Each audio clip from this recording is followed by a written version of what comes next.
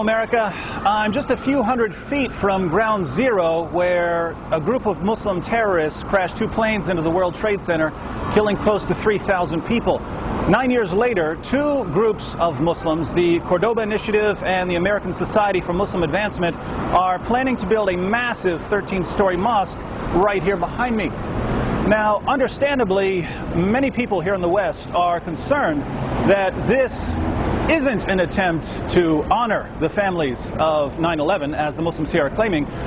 Instead, it may be an attempt to build a symbol of Islamic victory. Now, I have the same concern, but mine is slightly different. My concern is based, for the most part, on a photograph I saw while I was still in college. When I was in college, my best friend was a Muslim named Nabil Qureshi. Nabil showed me some photographs shortly after the September 11th attacks, and I found them quite surprising. Muslims were passing these photographs around, and Nabil thought that they were absolutely hilarious. The first photograph was a picture of George W. Bush as a Muslim, and I have to admit, that one was actually pretty funny. George W. looked like he had joined the Taliban.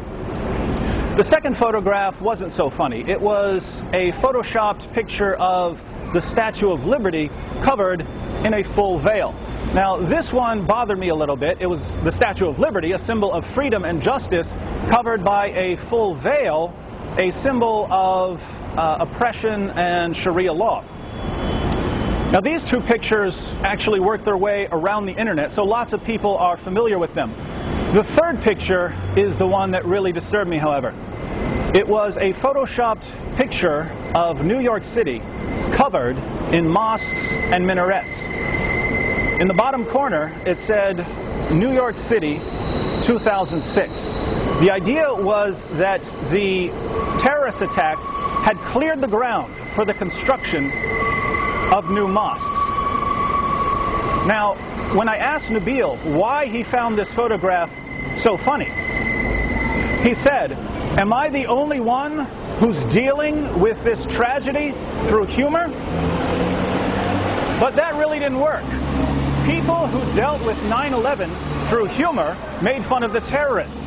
They didn't joke about terrorist attacks clearing the way for a new Mecca. So this was when I first realized, this is when I realized for the first time, that there are two forces at work within Western Muslims like Nabil. On the one hand, Nabil was born and raised in the United States. His father had been in the U.S. military. He loved America.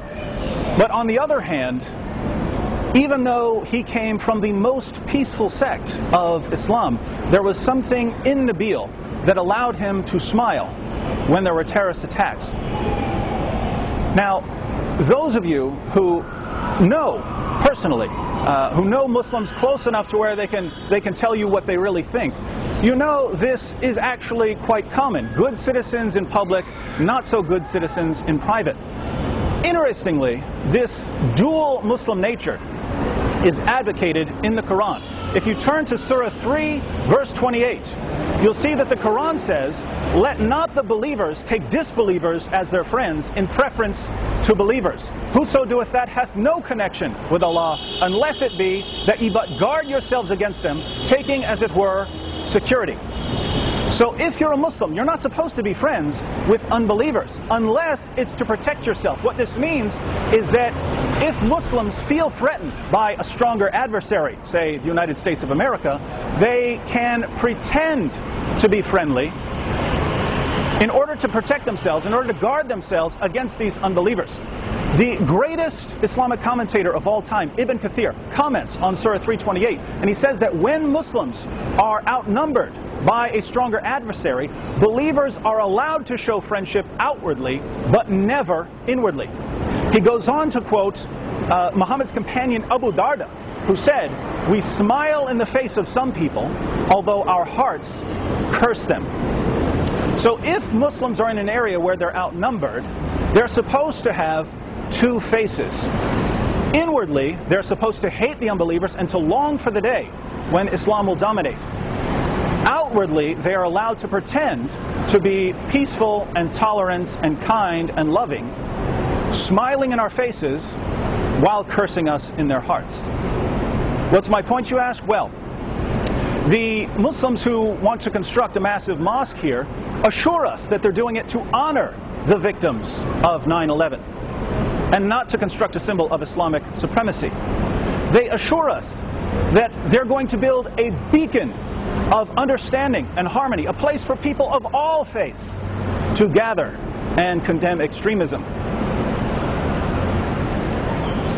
Do you believe that? If so, I'd like to sell you a bottle of Wood's Miracle Magic Cure-All from the Miracle Springs of Poland for the low, low price of $487. My friends, what did Muslims do when they conquered Mecca? They went to the Kaaba, the center of pagan worship, and they claimed it for Islam. What did Muslims do when they took Jerusalem? Where did they build their mosque? They built it on the Temple Mount. When Muslims conquered Damascus, where did they build their mosque? They demolished the Church of St. John the Baptist and replaced it with a mosque. Why? When you Islamize the most important places of your enemy, you destabilize your enemy, you make them weaker, and you show them that Muslims are in control.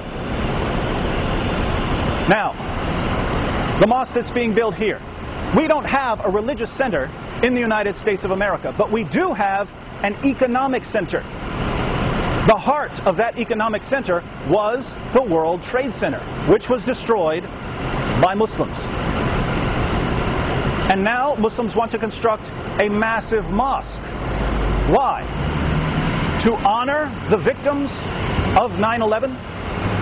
Keep in mind, this was in the minds of Muslims all along. Right after the September 11th attacks, Muslims were joking about filling the city with mosques. And now they tell us that they're doing it to honor the victims of 9/11. Smiling in our faces while cursing us in their hearts. Come out of the cave, America. It's dark in there.